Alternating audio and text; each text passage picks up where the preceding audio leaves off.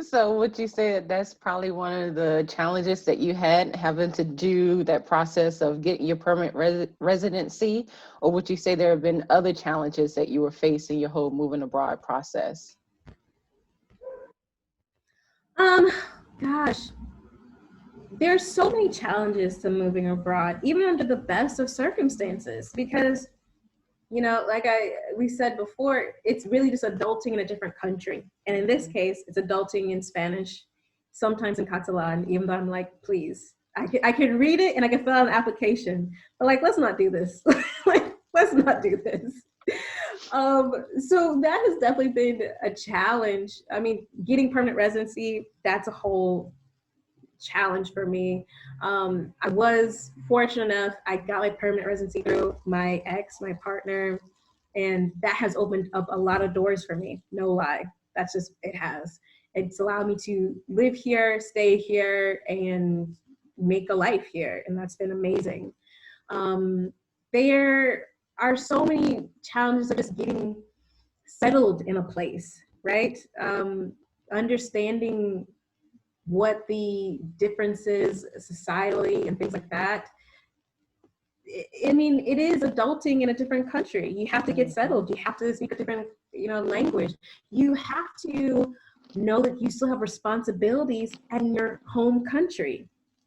I think the biggest challenge for me was realizing that, just because I live in a different country doesn't mean that all of my other, I don't know, bureaucratic things in the United States are on pause.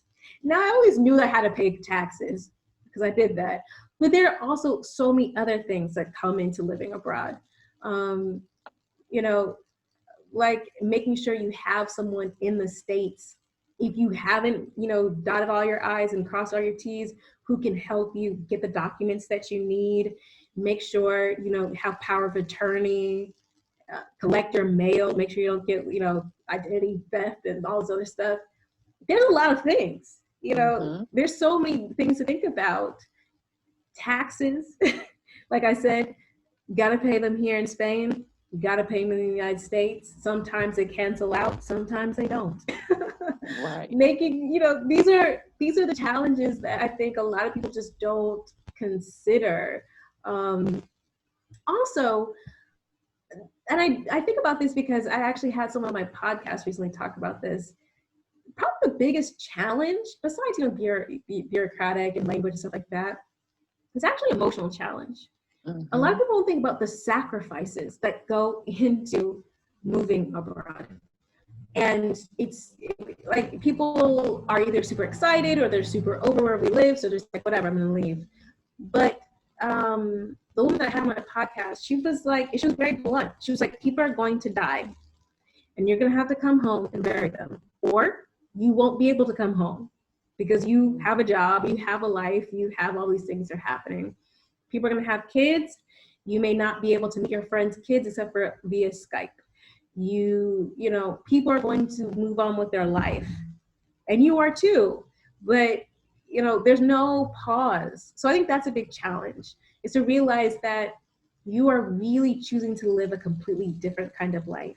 Yes, Skype and Zoom and Google Hangout is key and important, and you have to be very intentional about building these Mm-hmm. relationships and cultivating these relationships, which I think has a positive side when you're very intentional with these things. But to say that not seeing your family, or not being there for important events for the people that you love in their life is not difficult, that's not true. And vice versa, for big things that happen for you in your life and your family's not here, it's difficult and it's a challenge. And I think the emotional wellness aspect to living abroad has to be addressed. You need a support system, period. You need to figure out a coping mechanism.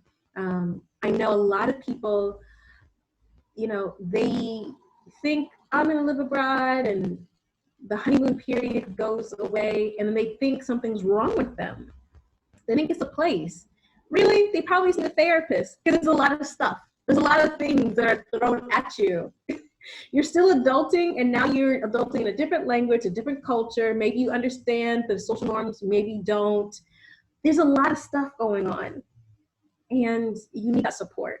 So I think that's a big challenge as well. Yeah.